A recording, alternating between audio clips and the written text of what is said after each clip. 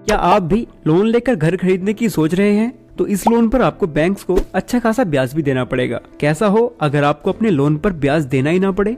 हाँ, यहीं पर वर्क करती है मैजिक ऑफ SIP, यानी SIP का ऐसा जादू जिससे आपके लोन पर सारा ब्याज गायब हो जाएगा। और ये SIP यानी सिस्टमैटिक इन्वेस्टमेंट प्लान का ये जादू कैसे काम करता है, इसको थोड़ा डिटेल में समझते हैं। Power of SIP।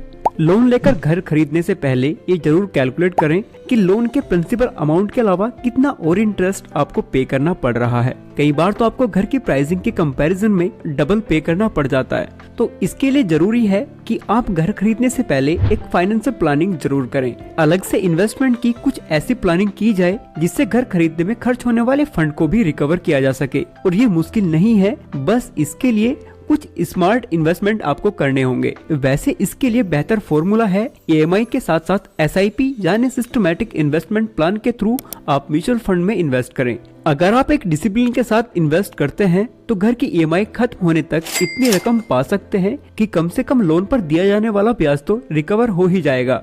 असल में रिजर्व बैंक ने पिछले साल मई में अब तक रेपो रेट में 2.5% का इजाफा किया है। हालांकि 2 बार से रेट्स नहीं बढ़ाए गए, लेकिन रेपो रेट बढ़ने की वजह से मोस्टली बैंक्स ने अपने होम लोन रेट को 1.5 से 2% तक बढ़ा दिया है। साल 2022 की शुरुआत में होम लोन जो कि 7.5% पर मिलता था, वो बढ़कर 9.50% के करीब पहुंच गया है। यानी अब लोन लेकर घर खरीदना और महंगा हो गया है। होम लोन के प्रिंसिपल अमाउंट पर आपको कितना इंटरेस्ट पे करना पड़ेगा? आप जब होम लोन लेने जाते हैं तो क्या आप ये कैलकुलेट कर पाते हैं कि आपको प्रिंसिपल अमाउंट पर बैंक को कितना इंटरेस्ट देना पड़ता है? मान लो आप 40 लाख रुपए का लोन ले रहे हैं, वो भी करीब 20 साल के लिए। बैंक्स की होम लोन का एवरेज रेट आजकल 9.5% के पास चल रहा है। ऐसे में अगर आप EMI देखते हैं तो वो एवरी मंथ 37,285 रुपीज बनेगी। और इस केस में 20 साल के दौरान बैंक को दिया जाने वाला इंटरेस्ट 49,48,459 रुपीज होगा। इसमें अगर प्रिंसिपल अमाउंट भी जोड़ दें तो बैंक को दी जाने वाली कुल अमाउंट बनेगी 89,48,459 रुपीज। यानी आपको उस घर की एक्चुअल प्राइस से ऑलमोस्ट डबल से भी ज्यादा देना पड़ रहा है। होम लोन कैसे करें इंटरेस्ट फ्री? इसके लिए आपको यूज करना चाहिए रूल 15% ऑफ EMI।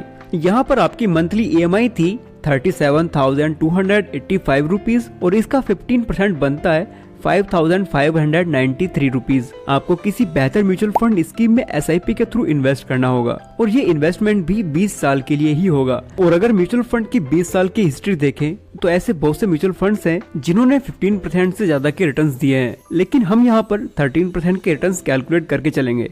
इस कैलकुलेशन के हिसाब से हमारी मंथली SIP थी 5,593 रुपीज। हमें ईयरली इंटरेस्ट मिला 13%। 20 साल बाद हमारे इन्वेस्टमेंट की वैल्यू हो गई 64,06,889 रुपीज और हमारा कुल इन्वेस्टमेंट था 13,42,320 रुपीज और हमें इंटरेस्ट बेनिफिट मिला 50,64,569 रुपीज।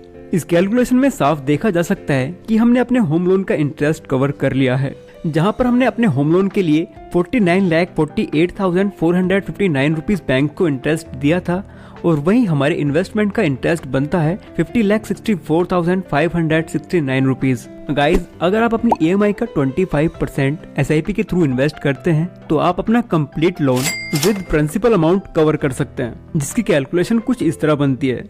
आई होप गाइज आपको ये इन्फॉर्मेशन और वीडियो अच्छी लगी हो। अगर आपको ये इन्फॉर्मेशन और वीडियो अच्छी लगी है तो आप इस वीडियो को लाइक करें और आप इस वीडियो को आउट ऑफ 10 कितना रेट करने वाले हो हमें कमेंट कर बताओ।